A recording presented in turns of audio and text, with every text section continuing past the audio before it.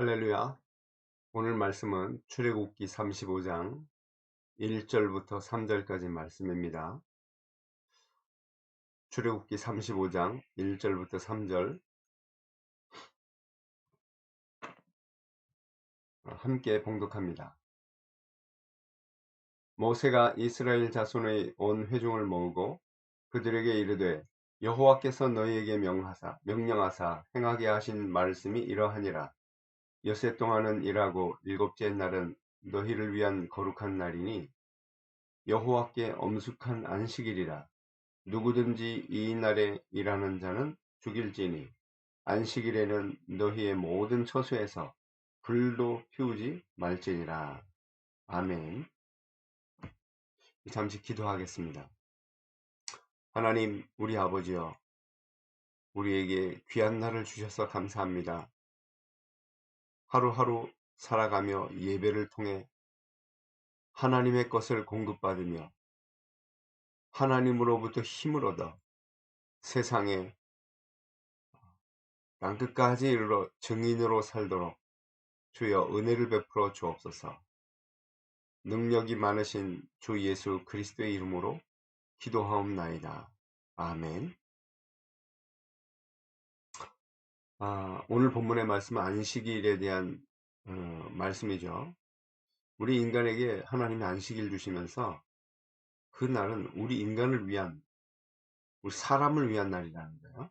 왜 하나님이 안식일을 우리에게 주셨을까요? 그게 이제 중요하죠. 하나님이 안식일 주신 중요한 이유가 있습니다. 모든 사람은 하나님의 형상대로 지음을 받은 영적 존재입니다. 그런데 이 사탄에게 속아서 이 사탄이 공격을 했죠. 인류를. 하나님 앞에 죄를 범하고 하나님을 떠나게 만든 중요한 사건이 벌어진 겁니다. 그때 이후로 모든 인간, 사람은 단 한 명도 빠짐없이 영적인 문제에 걸려들게 된 겁니다. 지금 전 세계적으로 정신병이 굉장히 많아지고 있습니다. 마약 중독, 알코올 중독 많아지고 있습니다. 또 전 세계적인 문제죠. 지금 수많은 사람들이 정말 이상한 이론들 굉장히 많이 만들어내고 있어요.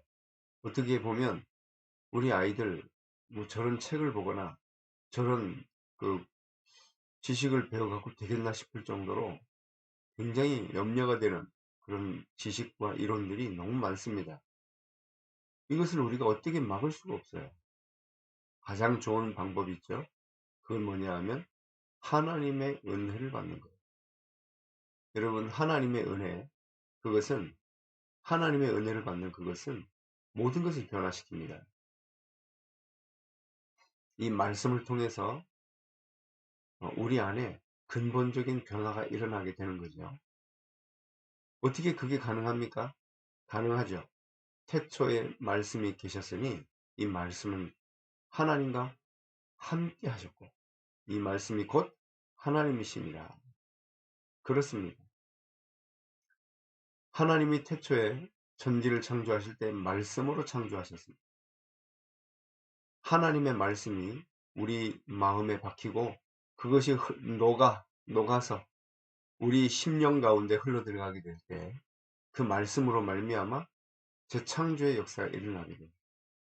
그러니까 사실은 정신질환 와 있는 사람도 이 하나님의 말씀이 그 속에 다 틀어 박히게 되면서부터 치유가 되는 것입니다. 이 복음의 능력이 치유하게 만들어요. 그것을 가장 집중하고 누리는 날이 바로 안식일이다, 그 말입니다. 그 예배의 집중입니다. 집중. 그래서 아무것도 하지 말라는 거예요. 일하는 자는 차라리 죽이라는 거예요. 그것은 실제로 잡아다가 구약에는 잡아 죽였지만 지금 그렇게는 하지 않죠. 근데 이 말은 그만큼 집중하라는 얘기입니다. 너무 중요한 날이기 때문에. 그리고 불도 피우지 마라. 그 말은 너무 이해가 되죠. 왜냐하면 지금은 불 피우는 게 너무 간단해요. 그러나 구약 시대에는 그 시대만 해도 집안에 불을 피우려고 하면 굉장한 그 노동이 됩니다. 그게. 시간이 많이 걸려요. 그래서 이 안식일은 도대체 그럼 뭐 하는 날입니까? 우리가 이 안식일 이 예배를 통해서 뭐 하느냐? 모든 광야 생활을 이기는 예배가 회복되도록 하는 겁니다. 그 당시 이 말씀을 주시던 당시의 일을 한번 생각해 보세요. 광야 생활을 하고 있습니다. 메마르지요. 황무하지요. 그 광야에는 먹을 거 마실 게 없지요. 덥지요. 낮엔 덥지요. 밤엔 춥지요. 그러니까 하나님이 낮에는 구름 기둥으로 시원하게 하고 밤에는 불 기둥으로 따뜻하게 해주시고 이게 놀라운 얘기입니다. 아니 그런 일이 정말 있었을까요? 예. 이스라엘이라는 그 나라가 현존한다는 걸 보면 그 일이 있었다는 반증입니다. 그게. 그죠? 하나님이 이스라엘 백성들을 붙들어 주시는 겁니다. 그래서 뭐 하도록요? 이 광야 생활을 이기도록. 광야 생활을 이길 정도로 예배 회복해라. 그게 하나님의 방법이었어요. 그리고 또 뭡니까? 이 오직 복음, 오직 그냥 복음이 아닙니다. 오직 복음, 오직 복음을 가지고 능력을 체험해라. 능력을 가지라는, 능력 받으라는 거예요. 능력 체험하라는 거예요. 여러분, 그래서 이 복음 안에서 우리가 정말 복음으로 집중하고 누리게 될 때 굉장한 능력을 체험하게 돼 있죠. 우리는 다 지쳤어요. 뭐 현실 살아가는 것 때문에 너무 지치고 힘들고 어렵습니다. 어떤 때는 마음이 낙심돼 가지고 회복이 안 돼요. 그때 진짜 집중하는 예배 속으로 들어가는 겁니다. 제가 요즘에 찬양을 하는데 저희 집사람 때문에 아주 시끄러워요. 그 뭐냐 찬양에 이렇게 하나 이렇게 필이 딱 꽂히면 계속 틀어놓는 거예요. 어느 정도 틀어놓냐면 제가 그걸 다 외울 정도입니다. 근데 그게 그렇지 않더라고요. 계속 찬양을 틀어놓는데 그 찬양이 반복적으로 계속 나오잖아요. 가사가. 근데 그게 제게 각인이 되는 거예요.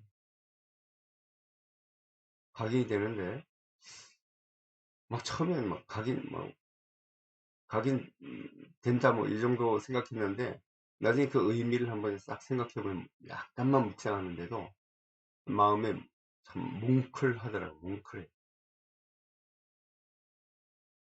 여러분 복음의 능력을 체험하게 되시기 바랍니다. 그게 복음의 능력이 뭐죠? 저와 여러분을 얽매인 것, 노예된 것, 그렇죠? 사탄에게서 붙잡힌 것, 이 또 하나님의 성령의 역사 이것을 체험하게 되는 겁니다. 복음의 능력. 그리고 또 뭡니까? 하나님의 임재를 누리도록 예배를 회복하는 것입니다. 어떻게 하나님의 임재를 체험합니까? 예수님이 십자가에서 모든 길을 다 열어놓으신 거예요. 하나님께로 가는 길. 그래서 어떤 사람은 찬양으로 집중하다가 하나님 임재를 체험하고 어떤 사람은 말씀을 깊이 묵상하다가 하나님의 임재를 체험하고 어떤 사람은 그 예배 그 영적 분위기 그것만 가지고도 하나님의 임재를 체험하고 이게 너무 다양합니다.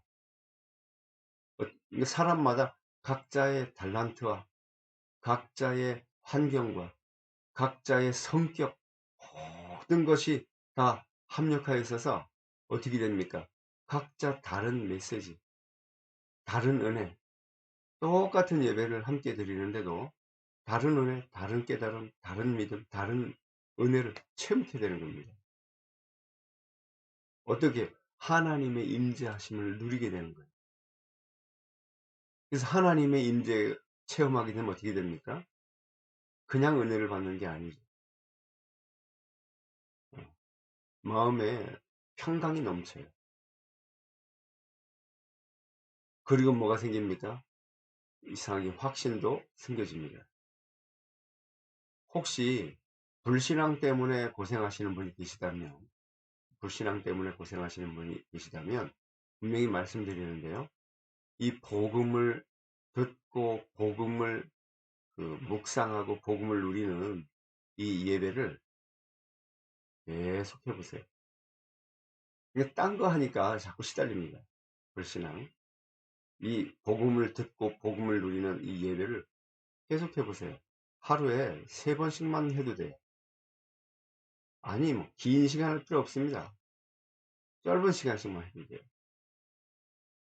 그 불신앙 확 떠나버립니다. 아니 예배를 드리면 드릴수록 불신앙이 더해진다고요? 천만에요. 그게 사탄이 발악을 하는 중이라는 거 아셔야 됩니다. 진짜로 예배 말씀 중심으로 예배를 드리면 드릴수록 여러분 그 흑암과 어둠의 권세는 발악을 하다가 떠나가게 되어 있습니다. 발악할 때 두려워하지 마시고 뭐 더 심각해진다 그런 걱정도 하지 마시고 정말 예배 승리하셔야 돼요. 그럼 어떻게 됩니까? 이 예배를 통해서 저와 여러분이 모든 것을 이기게 되어 있습니다. 모든 것을 이루어가게 하십니다. 예배를 통해서. 놀라운 은혜를 함께 누리게 되시기를 예수님의 이름으로 축복합니다. 기도하겠습니다. 하나님 아버지, 오늘 하루를 살아감에 있어서 예배 중심으로 살아갈 수 있기를 원합니다. 순간순간, 잠깐 하나님과 함께하는 예배의 시간이 회복되게 하여 주옵시고, 또 하나님 편안한 시간에 집중해서 예배하는 시간이 회복되게 하여 주옵소서. 감사드리오며 예수 그리스도 이름으로 간절히 기도하옵나이다. 아멘.